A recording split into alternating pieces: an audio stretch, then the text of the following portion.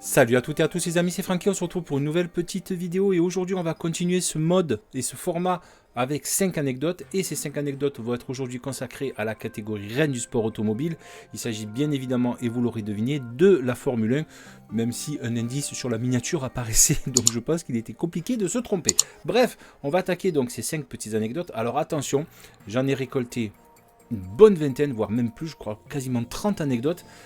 J'ai été obligé de condenser, donc là je vous propose un épisode 1 sur la Formule 1, mais il n'est pas impossible qu'on se retrouve avec un épisode 2 ou un épisode 3 parce que j'ai tellement de choses à raconter sur la Formule 1 que j'ignorais, donc ça va me faire très très plaisir de vous les présenter. Donc on commence avec la première de ces anecdotes, c'est parti.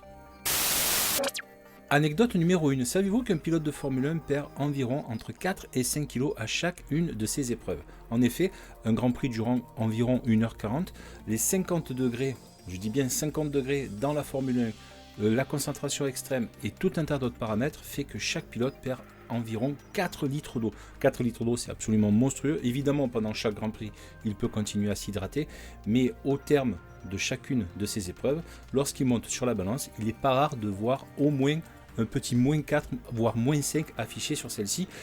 Waouh, c'est monstrueux. Je vais me mettre à la F1, moi, ça va faire du bien.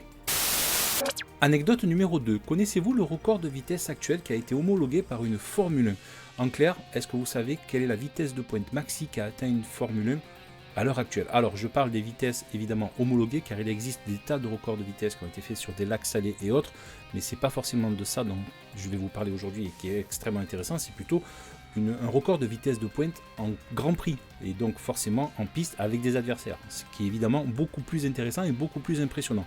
Donc si vous ne connaissez pas, alors accrochez-vous à vos chaussettes, ça va aller très très vite. Il s'agit donc de Kimi Raikkonen. Kimi Raikkonen est détenteur de ce record au volant d'une McLaren Mercedes.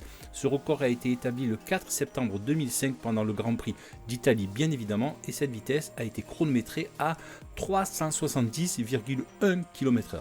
Ouh là là, ça va très vite.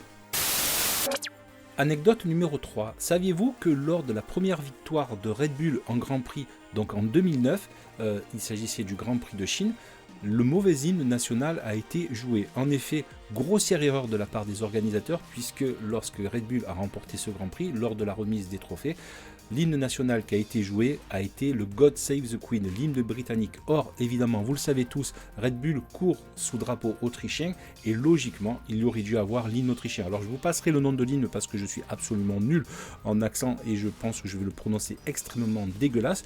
Mais sachez que l'hymne qui aurait dû être joué était l'hymne autrichien et non pas l'hymne britannique. Ça fait un petit peu mauvais genre.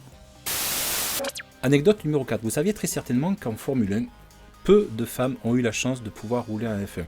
J'ouvre la parenthèse d'ailleurs pour faire un petit digression. Très peu de femmes, je le répète moi, selon moi, trop peu de femmes. Quand on voit certains pilotes de Formule 1 actuels ou des saisons précédentes qui ne sont juste bons à faire des spins, alors attention, hein, je ferai sûrement pas mieux, on est bien d'accord, mais juste petit aparté, quand on voit certains pilotes faire des spins tous les 3 quarts de virage, bon, je pense qu'il faudrait que certains team managers tournent un petit peu la tête à droite ou à gauche. Je pense que certaines femmes seraient largement plus performantes que ces pilotes-là. Malheureusement, il faut venir avec le gros chèque et c'est un petit peu, selon moi, le point noir de la F1 à l'heure actuelle. Mais ça, c'est une petite aparté. Donc, messieurs les team managers, s'il vous plaît, si un jour vous avez l'occasion de regarder des femmes rouler, je pense que vous serez assez étonné de voir leur performance. Je ferme la parenthèse, je reviens sur mon anecdote, puisque c'est pas forcément le but de ceci. Saviez-vous donc que parmi toutes les femmes qui ont eu l'opportunité et la chance de pouvoir rouler en F1, une seule a eu l'occasion de marquer des points? Alors quand je dis des points, c'est pas véritablement des points, c'est plutôt un demi-point.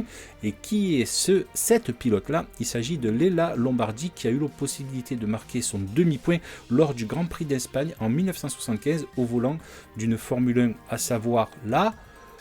Il y en a deux qui suivent, l'écurie Williams. Et oui, au volant d'une Williams, Leila Lombardi a pu marquer son demi-point. Expérience qui n'a jamais réitérée depuis. Donc encore une fois, comme j'ai dit tout à l'heure, certaines femmes auraient largement leur place dans le paddock actuellement. Donc si certaines écuries voudraient bien essayer de faire l'effort, je pense que ce serait plutôt cool et ça permettrait d'élargir un petit peu le champ des possibles. Je pense qu'on serait étonné. Anecdote numéro 5. Beaucoup d'entre vous se souviennent très certainement de ce Grand Prix absolument particulier qui était celui de 1996 à Monaco, qui a vu la première victoire et la seule victoire d'Olivier Panis en Grand Prix. Grand Prix d'ailleurs tellement particulier que seuls 3 pilotes ont franchi la ligne d'arrivée parce que tous les autres avaient abandonné. Mais ceci étant dit, est-ce que vous savez cette petite anecdote particulière qui concerne David Coulthard lors de ce Grand Prix? Je vais vous la raconter maintenant. En effet, le pilote écossais, lors du warm-up de cette épreuve, s'est retrouvé dans des conditions de visibilité absolument déplorables, car beaucoup de buée dans son casque, l'empêchant de rouler de manière convenable. Il s'est vu dans l'obligation d'emprunter le casque d'un de ses adversaires, à savoir celui de Michael Schumacher. Et oui, Michael Schumacher a eu la gentillesse, entre guillemets, de le dépanner d'un casque un peu plus adapté à ces conditions de piste-là. Et donc ce casque, et là c'est très important, particulièrement identifiable, comme la plupart des pilotes, vous savez qu'ils sont identifiables, et celui de Michael Schumacher l'était tout particulièrement, avec ce damier bleu sur le sommet du casque.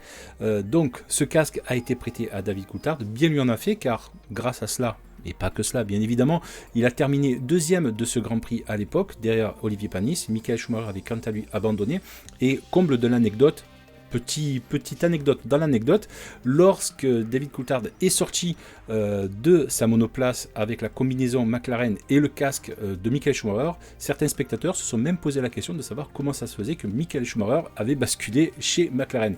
Bon, anecdote dans l'anecdote, amusant ou pas, je vous laisse faire votre propre opinion.